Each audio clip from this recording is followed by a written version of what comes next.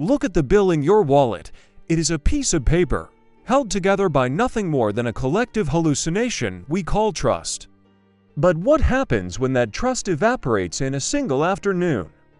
In the shadows of June 2026, a silent trigger was pulled in a boardroom half a world away, and suddenly, the digital numbers in your bank account became ghost signals in a dying machine. Today on Wikivedia Plus, we will explore the terrifying anatomy of the grand collapse and the day the music finally stopped. Let's dive in.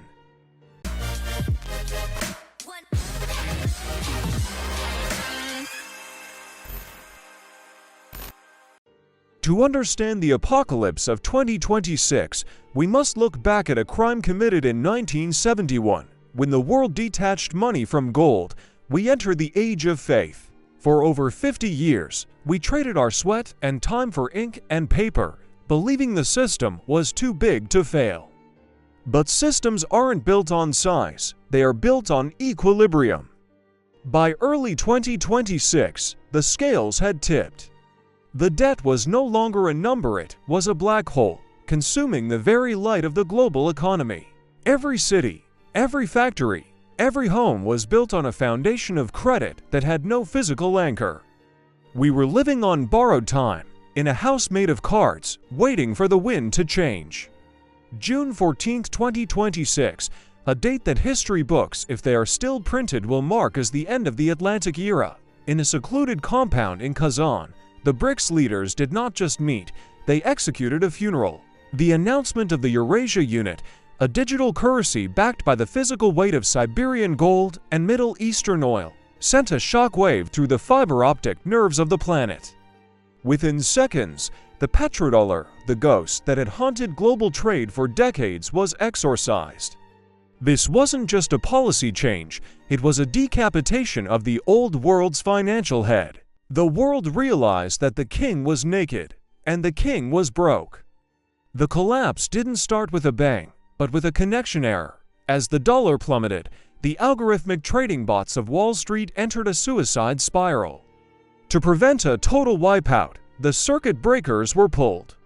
But this time, they didn't come back up. Imagine waking up to find your banking app frozen. The ATM screen is a cold, mocking blue. You have thousands in savings, but you cannot even buy a loaf of bread. This is the first stage of the collapse, the death of liquidity. When the digital ledger stops blinking, the modern human is suddenly stripped of their power. The supermarket doors are locked, not because there is no food, but because there is no way to prove you have the right to eat it. By the second week, the just-in-time world we built revealed its fatal flaw. Cargo ships, those massive iron lungs of civilization, stopped breathing. Captains in the mid-Atlantic received orders to hold position. Why? Because the currency they were promised for their fuel and cargo had lost 40% of its value while they were at sea. The supermarkets became museums of empty shelves. The behavioral sink we saw in laboratory experiments began to manifest in our streets. Trust was the glue, and the glue had turned to dust. Panic is a contagious disease, and in 2026, there was no vaccine for the fear of starvation. The social contract was torn up in the aisles of grocery stores. If you feel the chill of this reality, remember, we are describing a scenario that leading economists are currently simulating in war games. But the real horror isn't the empty shelves, it is what people are willing to do when the lights go out. Stay with us as we descend into the second death of the social contract.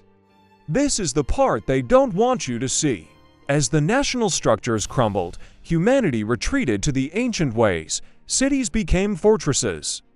In the absence of a stable dollar, people didn't turn to crypto, they couldn't. The grid was too unstable.